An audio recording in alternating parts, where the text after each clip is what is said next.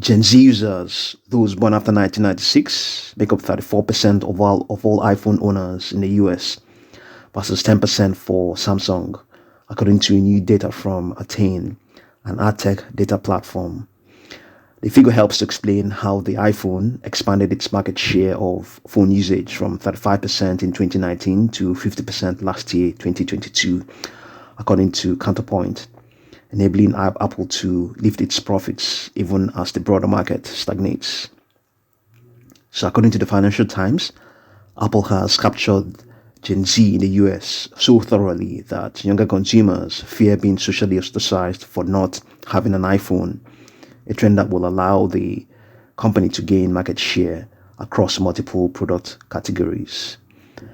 The company's hold on younger consumers marks a significant change, as market research has shown that for older generations of Americans, there is a relatively even split between owners of devices running Android and those running iOS.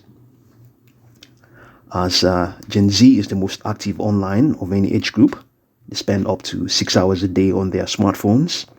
The iPhone's dominance is shaping the social circles of young Americans, according to researchers who advise companies on the preference of Gen Z consumers. One often mentioned issue is that Android phones cannot send text through Apple's iMessage system, meaning that a single Android user participating in a group chat of iPhone owners turns the outbound messages of all users green rather than blue. This is an indication that the chat has defaulted to the SMS standard rather than iMessage. It also means when iPhone users in the group send videos or photos, they are often smaller and more glitchy than those sent by iMessage. Apple is focused on creating a closed system that encourages users to stick with its creations. According to court documents in the company's 2021 trial against Fortnite maker Epic Games, Craig Federighi, Apple's head of software engineering, advocated keeping iMessage off Android nearly a decade ago when other executives were encouraging making it available. He wrote his colleagues that expanding iMessage would simply serve to remove an obstacle to iPhone families giving their kids Android phones.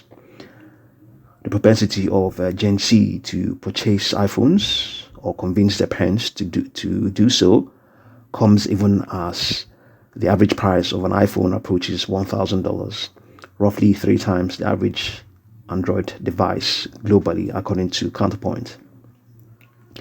The Gen Z preference for iPhone is more pronounced in the US than elsewhere, but when Market Intelligence Group Canalisis did research in Western Europe, it found 83% of Apple users under 25 plan to keep using iPhones. The percentage of Android users of the same age planning to stick with Android was less than half that. Android has sought to address the issues created by Apple's refusal to open up its iMessage system. Last year, it ran a marketing campaign scolding Apple for not adopting Rich Communication Services, or RCS, a superior standard to SMS for rich media and attachments. But Apple understands the exclusivity of iMessaging or iMessage is a selling point and keeps users locked into its devices. So the notch to stay within Apple's ecosystem of devices has boosted its business globally. Globally, for every 100 iPhones shipped, Apple sells 26 iPads, 17 Apple Watches, and 35 pairs of AirPods, according to Canalisis. For Samsung, 100 smartphone shipments leads to fewer than 11 tablets, 6 smartwatches, and 6 wireless earbuds. So the Gen Z preference for the Gen Z preference for iPhones is more pronounced in the US than elsewhere, despite an average price of almost $1,000, roughly 3 times that of the average Android device. So Gen Z's love for Apple leaves no users ostracized, or rather non-users ostracized. So see what you make of all of these, and thank you very much for watching this video.